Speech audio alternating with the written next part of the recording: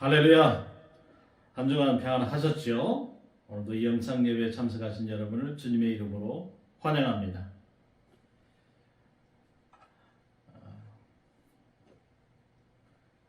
오늘은 전도서 7장 1절에서 14절의 말씀으로 고난을 이기는 삶이라는 제목으로 여러분과 은혜를 나누고자 합니다. 지난 시간은 조금 다른 쪽으로 가서 우리가 믿음에 대해서 알아봤고요. 이제 다시 이 전도서로 넘어와서 계속해서 7장의 말씀을 보고자 합니다. 자, 오늘 제목이 그렇듯이 참 우리에게 어렵고 힘든 제목이기도 합니다. 이 고난이라고 하는 것은 누구도 사실은 받고 싶지 않은 거죠. 당하고 싶지도 않고요. 그럼에도 불구하고 우리에게는 늘상 또 때때로 고난이 찾아오기도 하죠. 자, 여러분 잘 아시다시피 우리가 구약 성경을 보면 고난하면 떠오르는 인물이 한 명 있는데요. 누구겠습니까? 뭐 여러 사람이 있겠지만 가장 대표적인 인물을 꼽으라고 한다면 바로 욥이 될 것입니다. 욥은 하루아침에 재산과 자녀를 다 잃어버리잖아요. 몸에 극심한 피부병이 발병해서 종일 그 기와 조각으로 자신의 몸을 벅벅 긁을 수밖에 없는 그런 상황. 그에게 남은 것이라고는 오직 목숨 하나뿐이었습니다. 욥처럼 한꺼번에 우리가 모든 것을 다 잃지는 않더라도 우리 삶에도 크고 작은 고난이 있죠. 어떤 사람은 경제적인 어려움을 겪기도 하고요. 어떤 사람은 자녀 문제로 말할 수 없는 아픔을 겪기도 합니다. 어떤 사람들은 질병으로 인해서 극심한 고통을 경험하기도 하죠. 자, 이런 고난을 우리가 어떻게 보아야 하는가? 고난은 항상 나쁜 것이고 괴롭고 슬프고 우울한 것인가?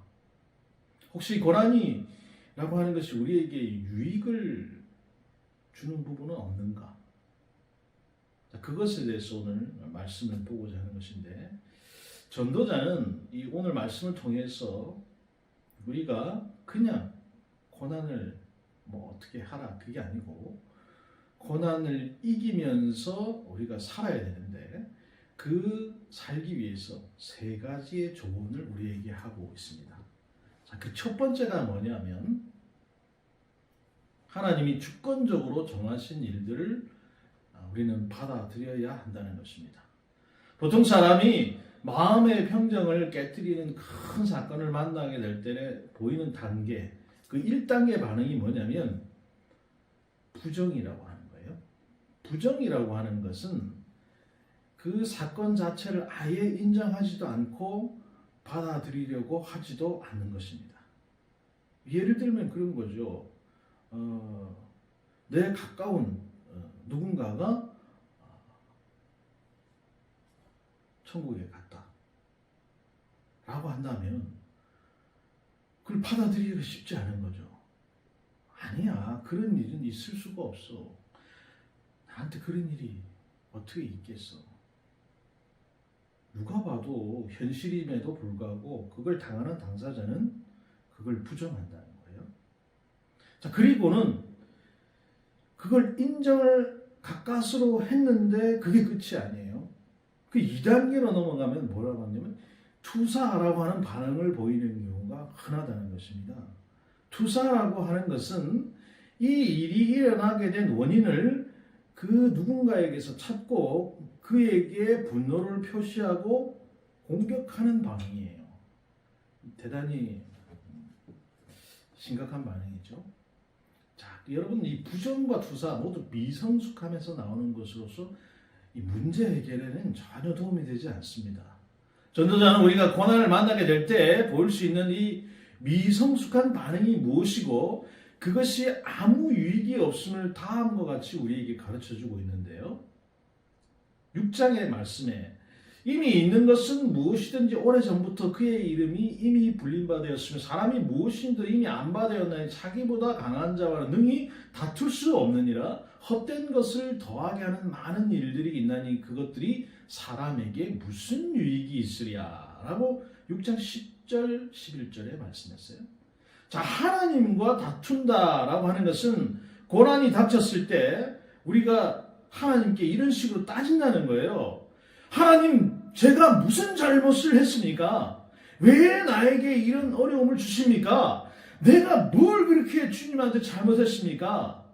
하나님, 도대체 나에게 어떻게 이렇게 하실 수가 있습니까? 라는 반응이죠. 그러나 전도자가 하는 말은 하나님과 다투는 것은 아무 소용이 없다고 말하는 거예요. 왜 그렇습니까? 하나님은 우리보다 강하기 때문에 그렇습니다. 하나님은 천지 만물을 지으신 창조주세요. 하나님은 세상 모든 일을 자신 뜻대로 주관하시는 분입니다. 그에 반해서 우리는 그분이 지으신 피조물일 뿐이에요. 흙으로 지어진 연약한 존재. 이런 우리가 하나님과 다투는 것은 바보 같은 짓이다 말이죠. 아무리 수많은 논쟁을 벌이고 말씨름을 해봐야 별 도움이 안 된다라는 겁니다. 피조물은 자신의 창조주와 다투지 못합니다. 하나님과 논쟁을 벌이던 욥 역시 마지막에 티끌과 재 가운데에서 뭘 해요? 회개를 하잖아요. 12절에는 이렇게 되어 있어요. 헛된 생명의 모든 날을 그림자같이 보내는 일평생의 사람에게 무엇이 낙인지를 누가 알며 그 후에 해 아래에서 무슨 일이 있을 것을 누가 능히 그에게 고하리요? 라고 했어요. 우리 삶은 그림자처럼 순식간에 빠르게 지나갑니다. 전도자는 이런 인생 가운데 무엇이 좋은 것인지 앞으로 무슨 일이 일어날지 아는 사람이 있겠냐라고 질문하는 거죠. 답변은 당연히 아무도 모른다죠. 우리 앞에 형통이 있을지, 권고가 있을지 누가 알겠습니까? 우리는 몰라요. 미래는 여러분 숨겨져 있는 것이죠. 우리는 어떤 것이 정말 선한 일인지 잘 모릅니다. 오직 한 번 하나님만이 모든 것을 다 아시죠. 그러므로 우리가 할 수 있는 일은 하나님이 주시는 것을 순종하고 받아들이는 거예요. 이제 우리는 말다툼을 그쳐야 합니다. 그 대신 욥처럼 이렇게 고백해야죠. 욥기 23장 10절에 나의 가는 길을 오직 그가 아시나니 그가 나를 단련하신 후에는 내가 정금같이 나아오리라. 아멘. 우리가 고난의 순간에 하나님과 다투지 말고 하나님의 선하심을 신뢰하고 그분의 모든 주권을 인정할 수 있기를 기도합니다. 자, 두 번째는 고난에 대한 자세인데요. 고난으로부터 도피하지 말고 대신 그 고난에서 지혜를 얻어야 한다는 것입니다. 자, 삶의 고난에 대해서 사람은 부정과 투사라고 하는 미성숙한 반응을 보인다고 앞서 말씀을 드렸습니다. 여기에 하나를 덧붙이자면 바로 도피가 있습니다. 도피라고 하는 것은 현실에서 달아나서 고통을 무마하려고 애쓰면서 문제를 회피하는 것입니다. 할 수 있는 한 한껏 파티를 열고 가능한 크게 자주 읽고 필름이 끊길 만큼 술을 마시고 컴퓨터 게임과 같은 비현실의 세계나 환상의 세계로 들어가는 거죠. 현실을 도피하는 거예요. 그냥. 요즘에 황당한 사건이 뉴스에 자꾸 나오잖아요. 전 국가대표 펜싱 선수가 이건 뭐 재벌 3세와 무슨 얘기인지 도대체가. 그래, 돈이 좋아서 재벌 3세라니까 덥석 결혼한 거지 않습니까? 결혼하겠다고 한 거잖아요. 결국 사기지만요. 자기는 아니라고 얘기하겠지만 결국 그런 상황 가운데 자, 고난에 처하게 되죠. 자, 이 선수 앞으로 어떻게 될까요? 뭐 부정하고 하겠죠. 결국은 나중에 또 현실 도피 하게 될 것입니다. 자, 이 도피라고 하는 거예요, 여러분. 고난의 현실을 직시할 수 있는 용기가 없어서 거기로부터 도망치는 겁니다. 자, 이에 대해서 돈조다는 고난으로부터 도피하는 대신에 오히려 고난으로부터 유익을 얻을 수 있음을 다음과 같이 말하고 있는데요. 7장 2절 4절입니다. 초상집에 가는 것이 잔치집에 가는 것보다 나으니 모든 사람의 끝이 이와 같이 됩니다. 산자는 이것을 그의 마음에 둘지어다. 지혜자의 마음 초상집에 있으되 우매자의 마음은 혼인집에 있느니라. 자, 여러분, 잔치집에는 즐거움과 흥겨운 노래소리가 넘치는 반면에 초상집에는 슬픔과 울음소리가 있어요. 사람은 누구나 초상집에 가는 것보다 잔치집에 가는 걸 더 좋아합니다. 저나 여러분이나 다 마찬가지죠. 초상집에 가는 것을 도대체 누가 좋아하겠습니까? 그러나 전도자는 우리가 가진 상식에 반하는 말을 하는 거예요. 초상집에 가는 게 잔치집 가는 것보다 훨씬 더 낫다 말하는 거예요. 도대체 그 이유가 뭔가? 자, 잔치집에서는 배우는 것보다 이 초상집에서 배우는 것이 훨씬 더 크다는 거예요. 우리가 초상집에서 뭘 배울 수 있습니까? 전도자는 모든 사람의 삶이 죽음으로 끝난다는 것을 배울 수 있다고 하는 거예요. 이 사실을 모르는 사람은 아무도 없기 때문에 더 정확하게 말하면 초상집이 이 사실을 우리에게 다시 한번 상기시켜 준다고 할 수 있습니다. 이 사실을 계속 상기시켜 주어야 하는 이유는 우리가 죽음에 대해서 생각하기를 꺼려하고 거부감을 갖고 있기 때문에 그래요.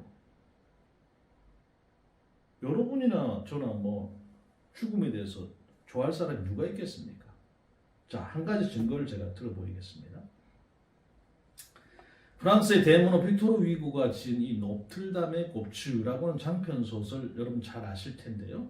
자, 원작에는 프롤로 부주교, 집시 여인인 에스메랄다, 곱추인 카지모도 이 세 명의 주인공은 모두 다 죽는 비극으로 끝이 납니다.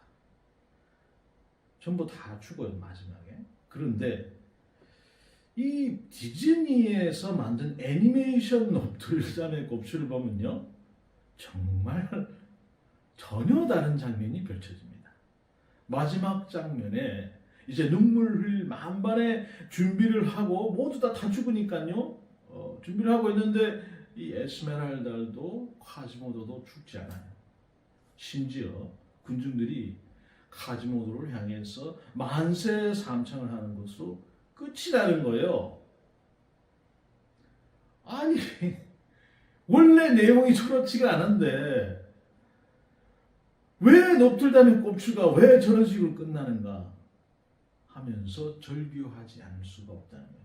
물론 아이들이 보는 거기 때문에 애니메이션이라서 그렇게 끝났을 수도 있어요. 그런데 이것이 우리 시대 문화가 죽음을 대하는 방식이에요. 죽음의 문제를 진지하게 다루기를 거부하는 것입니다. 가급적으로 이 문제를 거론하는 것 자체를 피하려고 해요. 그 대신에 잔치집이나 혼인집에 어울릴 만한 흥겨운 노래를 부르자고 하는 거예요. 강한 비트, 전자음이 남은 댄스 음악에 맞춰서 몸을 흔들고 인생의 고난과 죽음이라는 현실을 잊자, 이렇게 말하는 거예요. 고민하지 말고 생각하지 말고 주말에 재미난 예능 프로그램 보면서 한 주간의 스트레스를 그냥 날려버리자, 이렇게 제안하는 거예요. 죽음의 현실, 고난이라는 삶의 현실로부터 도피하자고 하는 것입니다. 자, 이 길을 추구하는 삶의 특징이 여러분 무엇입니까? 그것은 바로 깊이가 없는 삶, 피상적인 삶이에요. 많이 웃기는 하죠. 그런데 그 후에는 아무것도 남는 것이 없고 공함이 밀려오는 것입니다. 밀란 쿤테라의 소설 제목처럼 참을 수 없는 존재의 가벼움, 이런 게 느껴지는 삶이죠. 마치 이 본문에서 손 밑에서 가시나무가 타면서 탁탁탁탁탁탁탁 하면서 이 요란한 소리를 내는 것 같지만 얼마 가지 못하고 그냥 팍 하고 꺼져버리는 그런 인생 말이죠. 자, 이처럼 우매자의 마음은 혼인집에 가 있습니다. 그러나 전도자는 지혜자의 마음 초상집에 있다고 말해요. 장례식에서 우리는 어떤 삶의 지혜를 배울 수 있습니까? 첫 번째는 장례식은 오늘 하루가 내게 있어서 얼마나 소중한 날인가 그걸 알게 해줍니다. 왜냐하면 우리 삶에는 끝이 있고요. 또 점점 내가 그 끝을 향해서 가고 있다는 것을 깨닫게 하기 때문이죠. 언젠가는 나도 저렇게 될 텐데 그래서 우리는 이 하루를 허투루 보내지 않고 알차게 최선을 다해 살아야겠다 다짐하게 되는 것이죠. 두 번째는 장례식이 우리로 하여금 세상에 대한 지나친 그 집착을 내려놓게 만드는 계기가 될 수도 있게 만듭니다. 죽으면 아무것도 재물도 권력도 가지고 갈 수 없다는 사실을 눈앞에서 목격하기 때문이죠. 우리는 어차피 빈손으로 떠나야 하는데 욕심을 내고 쌓으려고는 모든 수고가 다 부질없다는 것을 깨닫게 되는 것이죠. 내가 가진 소유보다 내가 한평생 어떤 삶을 살았는가 이것이 훨씬 더 중요하다는 것을 발견하게 됩니다. 내가 떠난 후에 남은 사람들에게 좋은 사람, 고마운 사람으로 기억될 것인가? 죽음 이후에 하나님 앞에 섰을 때 나는 어떤 사람으로 그 앞에 설 것인가? 이것이 내 삶의 가장 중요한 과제라는 것을 우리가 알게 되는 것이죠. 자, 세 번째로 장례식은 우리가 좀 더 환영적인 삶을 살도록 이끌어준다는 것입니다. 살다 보면 우리는 누군가와 관계가 틀어지고요. 또 서로 원수처럼 될 때가 있습니다. 물론 화해를 해야 된다는 것은 잘 알지만 언젠가는 하게 되겠지 하면서 우리가 화해를 차일피일 미루기만 할 때가 많습니다. 또 서로 간에 자존심이 있기 때문에 그걸로 인해서 사람 간에 문제가 생기면 화해가 쉽지가 않죠. 여러분들도 아마 그런 경우를 많이 당해보셨을 겁니다. 그러나 여러분, 우리가 장례식에 가서 우리는 생각합니다. 더 이상 화해를 내가 미루면 안 되겠다. 그런 결심을 하죠. 왜냐하면 계속 미루다 보면 둘 중에 한 사람이 먼저 하나님 전에 가게 될 수도 있잖아요. 그러면 두고 구애할 것이 뻔하기 때문이에요. 죽음 앞에서 우리는 자존심이 좀 상하더라도 차라리 져주고 양보하며 사는 것이 더 낫다라는 것을 깨닫게 되는 것이죠. 내가 그때 화해했더라면 이미 지난 거예요. 후회도 소용없죠. 이처럼 죽음은 삶의 끝이지만 그 끝을 생각하는 것이 우리 삶을 더 풍성하게 만들 수도 있다는 것입니다.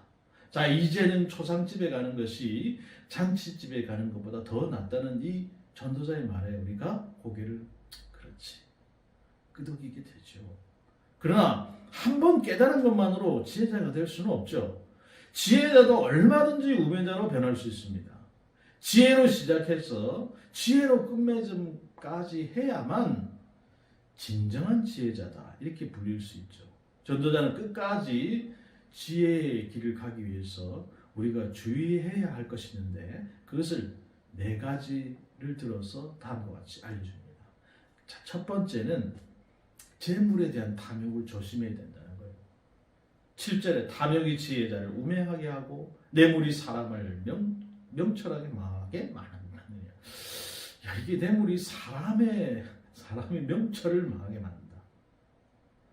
여러분 그런 경우 당해보신 적이 있으신지 모르겠지만 우리가 학창 시절이나 내가 꽤 지난 시절에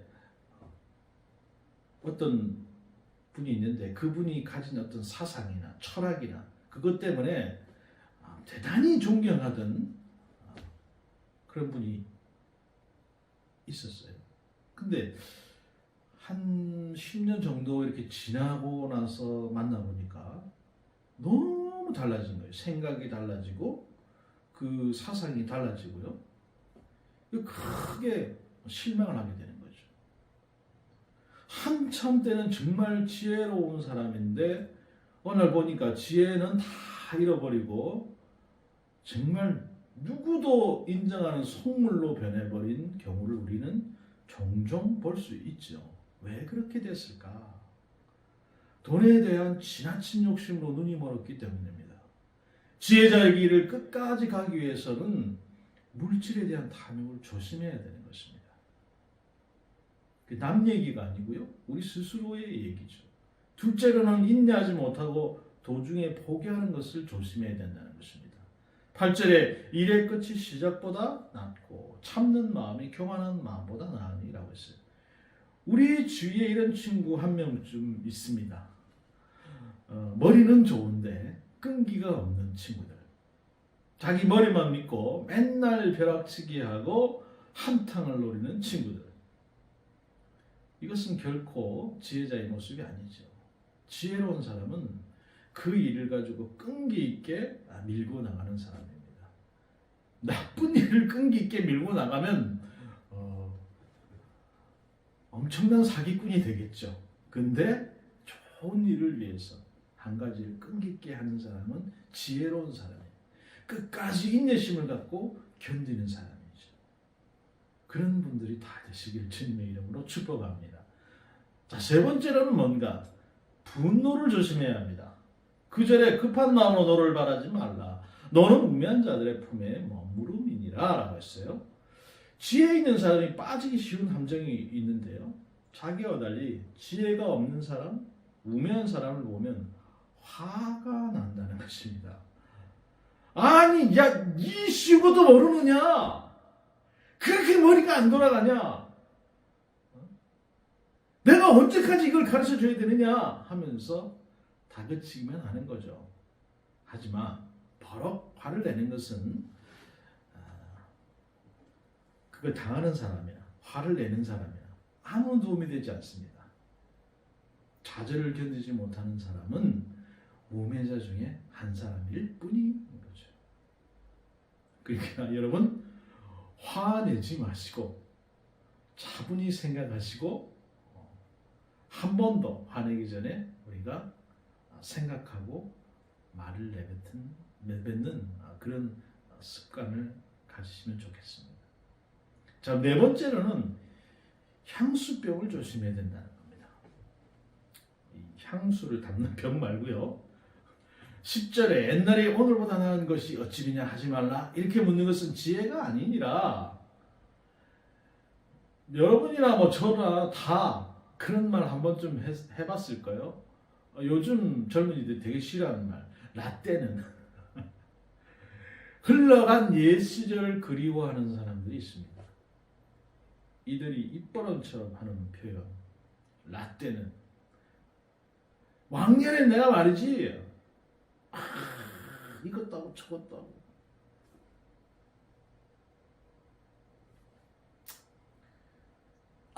옛날이요. 여러분, 이 노래, 지난 시절 여러분 다시 돌아올 수 없죠. 그 일을 회상하면서 그 속에 푹 빠져서 사는 사람들 있습니다.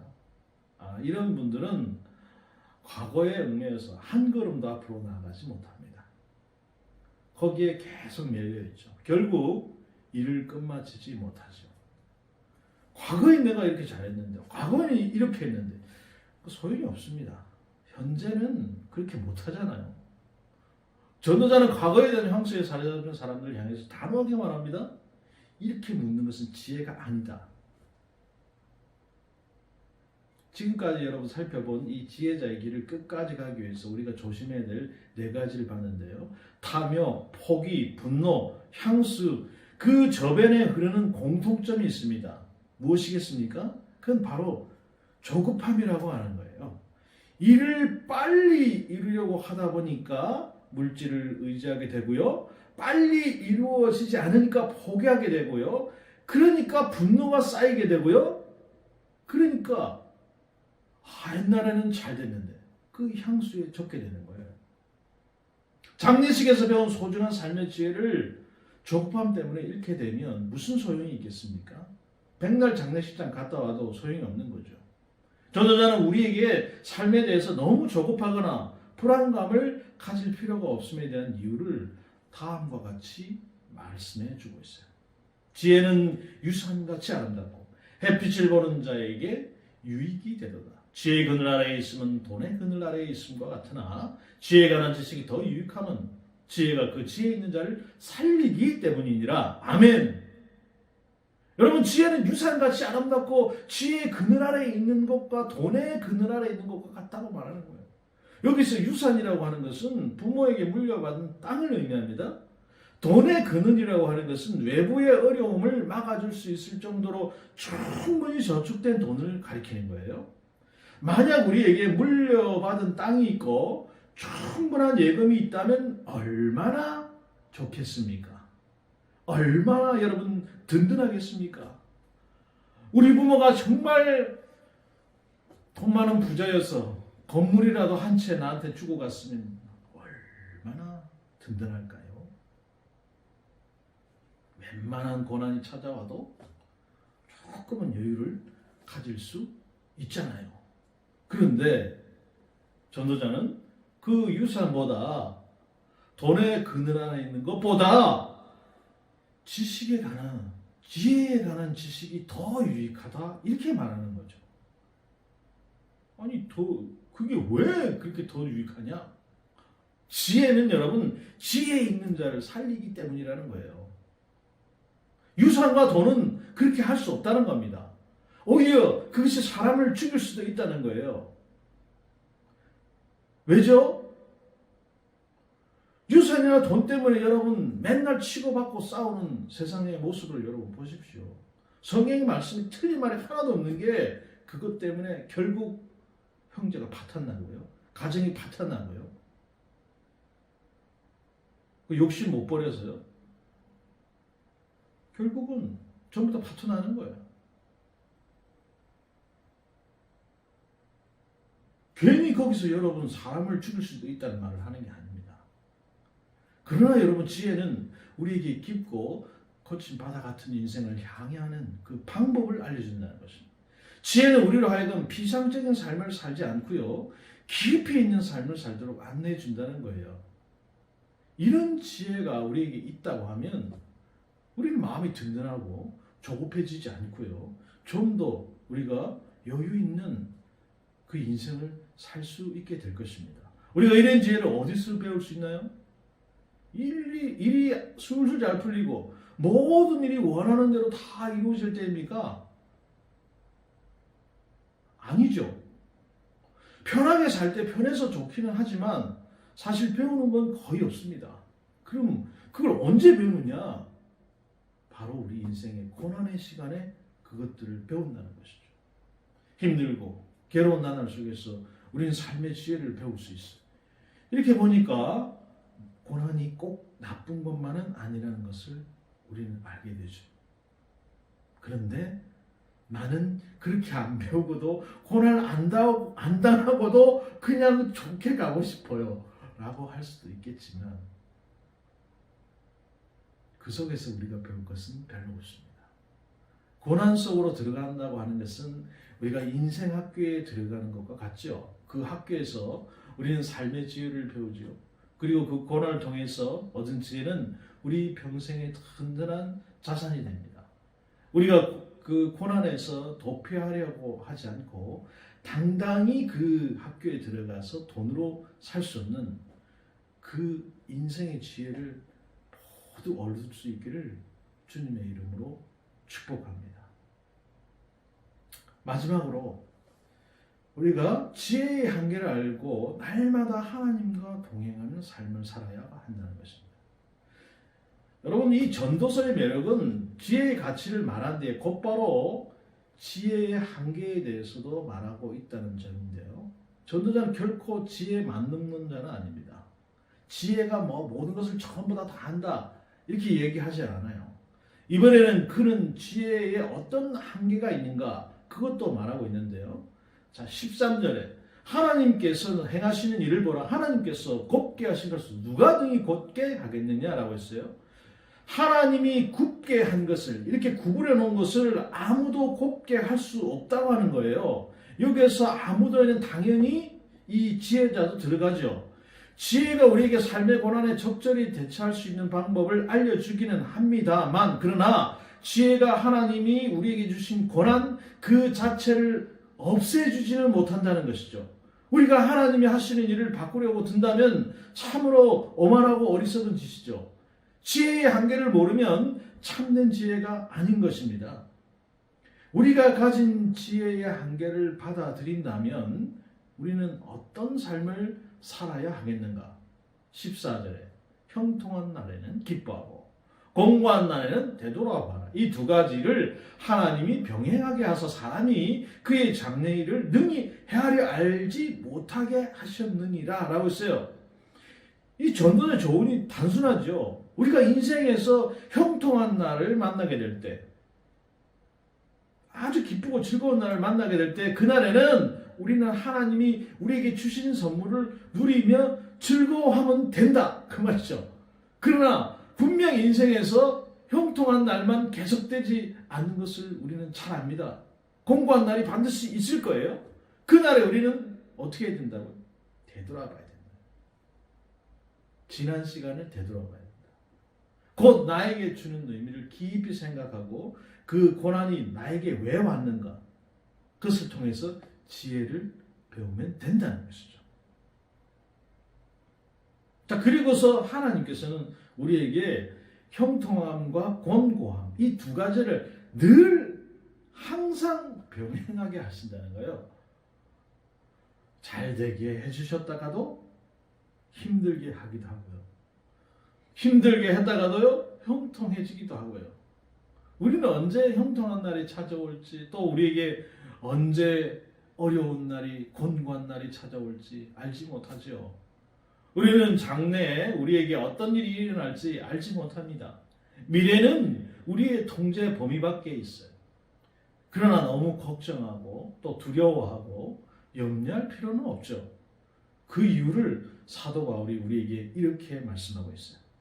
기록된 바 우리가 종일 주를 위하여 죽임을 당하게 되며 도살당할 양같이 여김을 받았나이다 함과 같으니라. 그러나 이 모든 일에 우리를 사랑하시는 이로 말미암아 우리가 넉넉히 이기느니라. 아멘.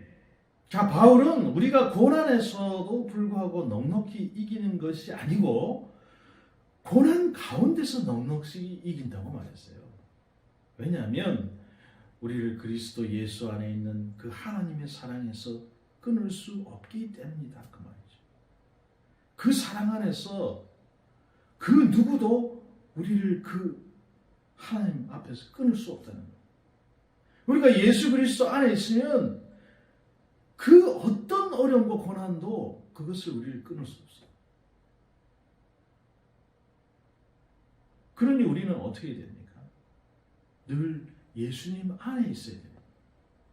그래야 우리가 고난을 이기고 살아갈 수 있는 길이 열리기 때문이죠. 또 더 나아가서 우리가 그 고난이 우리에게 온다고 한다면 그 고난을 통해서 우리가 얻는 것은 우리의 더 성숙함, 또 우리가 좀 더 지혜로워지고 겸손해질 수 있는 그런 시간들이 될 것입니다.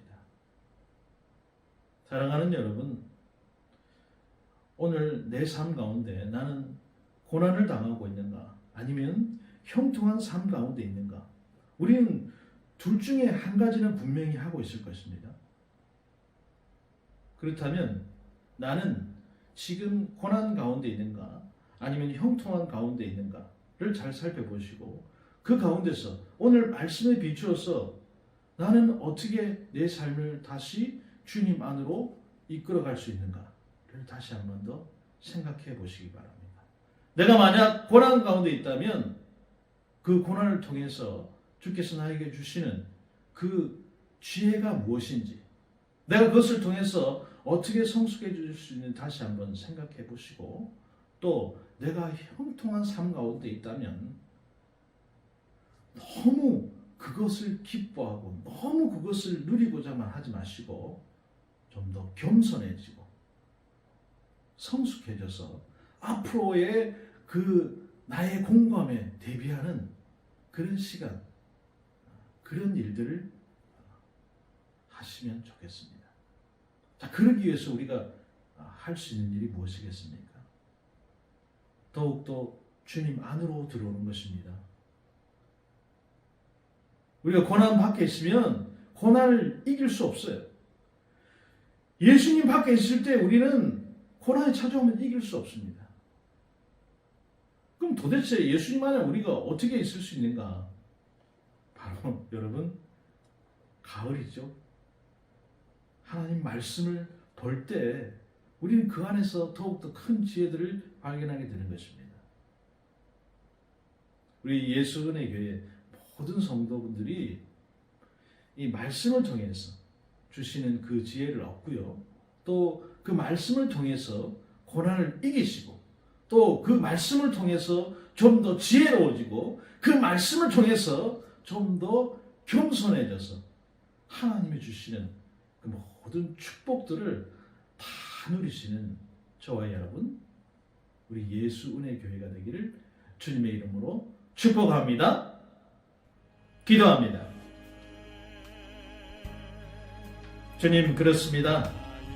오늘 내 삶을 돌아볼 때 나는 형통한 가운데 있는가 또는 나는 고난 가운데 있는가 다시 한번 살펴보고 우리는 분명히 둘 중 한 가지의 삶을 살고 있을 텐데 만약에 내가 고난 가운데 있다면 오늘 말씀을 듣고 그 가운데서 이 고난이 주는 유익이 무엇인가 다시 한번 더 깨닫고 그 가운데서 지혜를 얻어가는 그 시간들을 우리는 살아갈 수 있도록 주님께 주옵소서. 고난이 힘들고 어렵고 너무 견디기 힘들어서 모든 것을 내려놓고 싶습니다. 그때도 주님 예수님 말하시죠. 만약에 우리가 살아간다면 넉넉히 이길 수 있는 힘을 얻게 될 것입니다. 그러나 내가 세상을 의지하고 세상이 주는 유익을 따라서 세상이 주는 그 길을 따라서 만약에 가고 있다면 양 같은 삶을 살 수밖에 없게 될 것입니다. 그러나 그리스도 예수 안에 우리가 살아가고 있는 그 고난을 우리가 넉넉히 그 고난을 이기는 그러니까 신부님 오늘 이 말씀을 듣고 있는 많은 성도들이 그 고난을 통해서 지혜를 얻는 그런 삶을 살아갈 수 있도록 주옵소서. 만약에 내가 평안하고 평탄한 삶을 살고 있다면 분명 앞으로 내 삶 가운데 다시금 고난이 찾아올 수 있는데 그 고난을 내가 넉넉히 이기고 그 고난의 파도를 넘어갈 수 있는 힘을 얻는 게 예수 그리스도 중심 가운데 돌아가신 분이 내가 만약에 평탄한 삶을 살고 있지만 예수 그리스도 안에 있지 않고 하나님 말씀 중심으로 살지 않고 있다면 굉장히 우리는 그 고난을 쓰러져서 이번 다시 회복을 드리는 주여 내가 그런 삶을 살지 않도록 우리 모든 성도들이 그런 삶을 살지 않도록 진정치는 지혜를 살고 또 하나님이 원하시는 그 아름다운 삶을 살아내는 우리 모든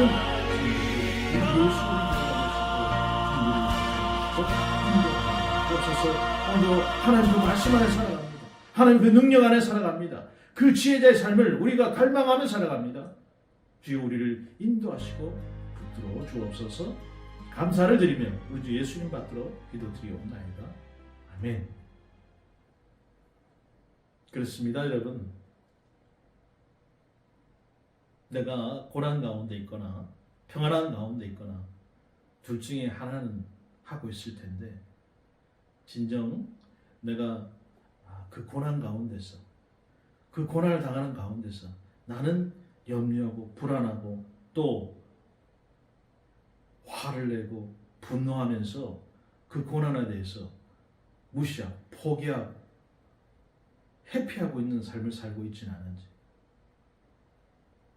오늘 이 말씀을 보시면서 다시 한번 고난 가운데 있다면 예수 중심, 예수 그리스도의 말씀 우리에게 주신 그 말씀을 붙들고 모든 일에 우리를 사랑하시는 그 예수 그리스도의 은혜로 말미암아서 우리가 반드시 이길 수 있다고 하는 그 마음 가지고 살아갈 수 있기를 주님의 이름으로 축복합니다.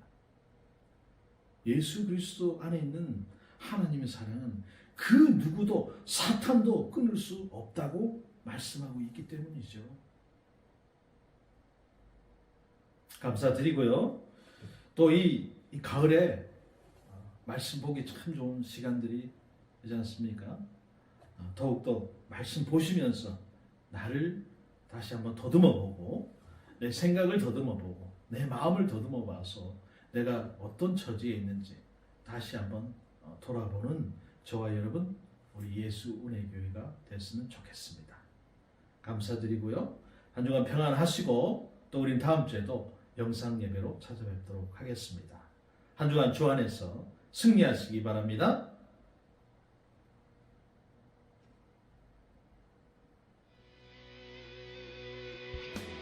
저 높은 하늘 위로 밝은 태양 떠오르듯이 난 주저앉지 않으리. 어떤 어려움에도 주의 길을 선택하리. 빛 가운데